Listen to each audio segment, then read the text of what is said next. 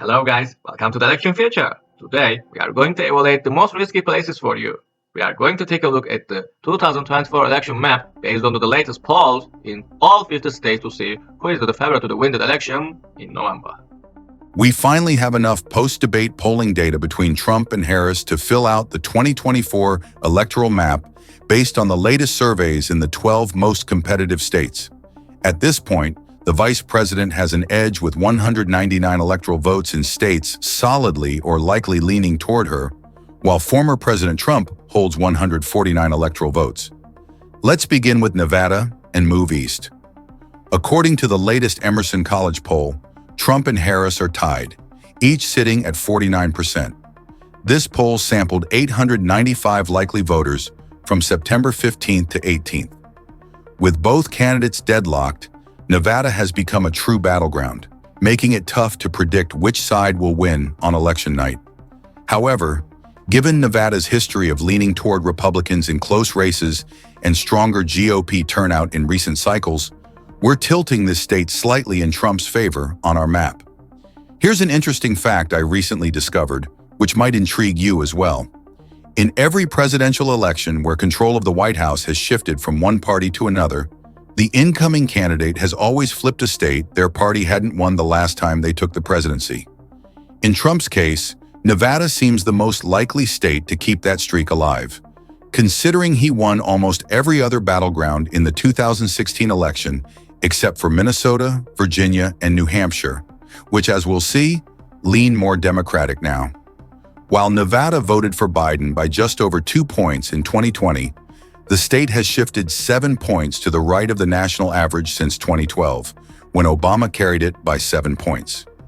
In the 2022 midterms, Republican Joe Lombardo flipped the governor's office, and for the first time in decades, the GOP received more votes for the U.S. House across Nevada's 4 congressional districts than Democrats.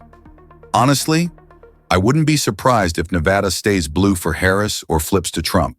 It's shaping up to be one of the true 50-50 contests this cycle.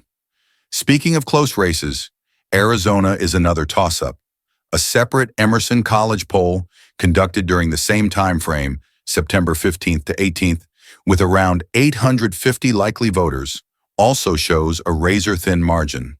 Trump leads by just 1%, with 50% to Harris's 49%. Consequently, Arizona tilts toward Trump on our map, joining Nevada. Though Arizona's overall trend is moving in the opposite direction, having shifted nearly 10 points leftward since Mitt Romney's 9-point win here over Obama in 2012, Biden's narrow 0.3% victory in Arizona marked the first Democratic win in the state since Bill Clinton in 1996. Additionally, Democrats have won 3 consecutive U.S. Senate races here since 2018. And in 2022, Katie Hobbs secured the governorship by defeating Kari Lake. Next on the map is Texas. The latest Morning Consult poll gives Trump a 4-point lead over Harris, with 50% to 46% support among 2,716 registered voters surveyed between September 9th and 18th. This places Texas as a lean GOP state on our map, adding 40 electoral votes to Trump's total. As the second largest electoral prize, this lifts Trump's count to 206, pushing him ahead of Harris in the race to 270.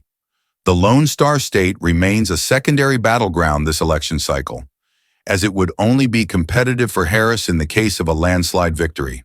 However, that's not the situation in our next state, Georgia, one of the 7 core battlegrounds. A recent Tip Insights poll reveals a deadlock between Trump and Harris, with each capturing 48% of the vote among 835 likely voters surveyed between September 16th and 18th. With the candidates running neck and neck, Georgia is shaping up to be fiercely contested. Nonetheless, given the state's pattern of close Republican wins and stronger GOP voter turnout, we still place Georgia in the tilt column for Trump. Georgia, like Arizona, was a solidly red state for decades until 2020, when Biden became the first Democrat to win Georgia since Bill Clinton's first campaign in 1992. It's worth noting, though, that Clinton lost Georgia during his re-election in 1996. Now, the question is whether Harris can maintain Georgia's blue status for a second consecutive cycle following Biden's razor-thin 0.2% victory over Trump in 2020. Currently, the vice president is trailing Trump by a very slim margin in Florida. Once the quintessential swing state, Florida now leans solidly Republican. Trump improved his margin there by over 3 points in 2020 compared to 2016, making it one of just 5 states where his performance increased. In 2022, Republican Governor Ron DeSantis and Senator Marco Rubio were both re-elected by landslide margins, each winning by more than 15 points. According to a recent Emerson College poll for 2024, Trump and Harris are actually neck and neck, each drawing 50% support from the nearly 880 registered voters surveyed between September 15th and 18th. With the candidates in a virtual tie, Florida is clearly one of the most competitive states in the race. However, we place Florida in the tilt GOP category due to its recent history of Republican victories in close elections, the state's growing GOP voter registration advantage, and strong performance in midterms, which favor Trump in a tight race. The former president is just 18 electoral votes away from securing the presidency based on the latest polling data, leaving very little margin for error in the upcoming states. Let's begin with North Carolina, which holds 16 electoral votes. Over the past decade, it has consistently leaned red. Following Obama's razor-thin 0.3% victory in 2008, Mitt Romney flipped the state back to the GOP with a 2-point win, which Trump then expanded to a 3.7% lead in 2016, before it tightened to just under 1.5 points in 2020. During the same period, Republicans have also won 4 consecutive U.S. Senate races, each by margins of less than 6%. As of 2024, the latest Victory Insights poll has Trump ahead by 4 points, with a 49% to 45% lead, reflecting a margin of 4%. This mirrors his performance in the state back in 2016.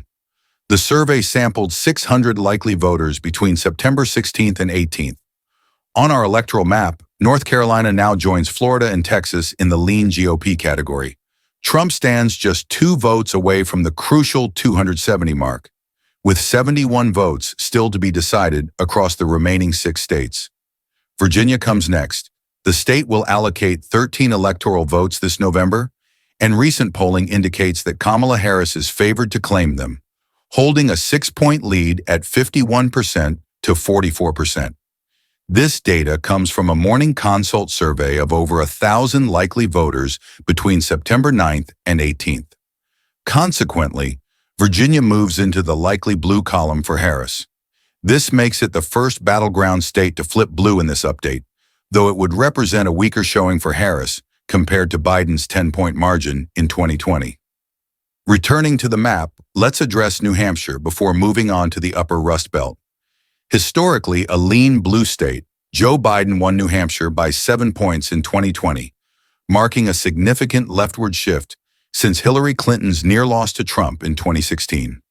In 2024, the latest poll shows Harris with a similar 11-point lead, 54% to 43%, based on a survey of over 1,600 likely voters conducted by the University of New Hampshire Survey Center between September 12th and 16th. New Hampshire, therefore, moves into the likely blue column, aligning with the Democratic-leaning Northeast. This keeps Harris competitive as we shift our focus to the critical Rust Belt, which has determined the last 2 elections. In 2016, had Hillary Clinton secured Wisconsin, Michigan, and Pennsylvania, she would have reached 270 electoral votes. Similarly, in 2020, Biden's wins in these states prevented a second Trump term. We'll begin with Minnesota, the bluest of the 3, with 10 electoral votes. It garners less attention than the others because it hasn't voted Republican in over 50 years, holding the nation's longest active blue streak. While Trump had seemed competitive with Biden still in the race, Harris and her running mate, Minnesota Governor Tim Walz, have maintained a consistent lead in every poll since Biden's departure. The most recent poll from Morning Consult shows Harris leading Trump by 7 points, 50% to 43%, from a sample of over 500 likely voters surveyed between September 4th and 8th. Thus, Minnesota stays in the lean blue category. The race to 270 votes now largely hinges on the upper Rust Belt trio. These states present Harris's most straightforward route to victory. Even if she loses all four Sun Belt battlegrounds, Nevada, Arizona, Georgia, and North Carolina, she could still reach 270 by winning Wisconsin, Michigan, and Pennsylvania. On the other hand, Trump only needs to secure one of these Rust Belt states. A split outcome would most solidly pave the way for his return to the White House. Since 1988, Wisconsin, Michigan, and Pennsylvania have voted in unison, except when Wisconsin went for Dukakis and the other two supported George H.W. Bush. Let's break down the trends as we head into this election cycle. Michigan is typically seen as the most solidly blue, while Wisconsin leans the reddest, with Pennsylvania sitting somewhere between the two. This assessment comes from how these states have voted in the past two elections. In 2020, Biden carried Michigan by 2.8%, Pennsylvania by 1.2%, and Wisconsin by a tighter 0.6%. However, back in 2016, Trump flipped Michigan by just 0.2%, took Pennsylvania by a wider 0.72%, and Wisconsin by 0.76%. Looking at demographics, Wisconsin stands out as the most rural and predominantly white of the three, traits that typically work in the Republicans' favor. Yet when it comes to matchups against Biden or Harris, Trump has consistently polled the weakest here. In the latest poll from Emerson College, the Hill conducted between September 15th and 18th, Harris is leading Trump by 2 points, percentage of 15 to percentage of 49, with only percentage of 1 of nearly 1,000 likely voters undecided. This is very much in line with other polling data out of Wisconsin. Across the 36 surveys conducted here, Harris holds a steady 2 points lead, a margin she has maintained since late July. As a result, we currently have Wisconsin tilting blue on the map. Now, over to the Michigan, where another Emerson College poll from the same time frame shows Harris ahead of Trump by 1 point, percentage of 15 to percentage of 49 among 875 likely voters. The margin is a slim percentage of 1.4, making Michigan another tilt blue state in our analysis. This brings us to the Pennsylvania, where everything could hinge. Pennsylvania, known as the Keystone State, could very well live up to its name by becoming the decisive tipping point. Trump stands at 268 electoral votes, while Harris is at 251. Whoever claims Pennsylvania takes to the White House. According to the Nate Silver's presidential forecast, Pennsylvania has a percentage of 33, a chance roughly 1 in 3 of tipping the entire election. That is more than double likelihood of any other state, with Wisconsin and Michigan next in line. Now, for Pennsylvania's latest numbers in the same set of Emerson College polls, Trump is up by 2 points, percentage of 49 to percentage of 47, with a percentage of 0.9 margin amongst 880 likely voters.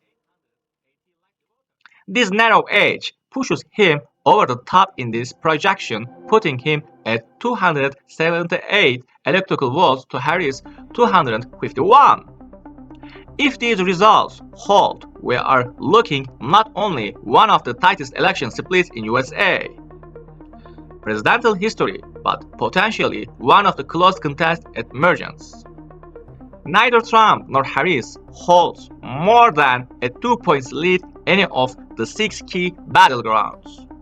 Wisconsin, Michigan, and Pennsylvania in the Rust Belt, along with Georgia, Arizona, and Nevada in the Sun Belt, the election in November will apparently be very exciting. Don't forget to subscribe to my channel and like the video and turn on the notification bell. See you in next video. Thank you.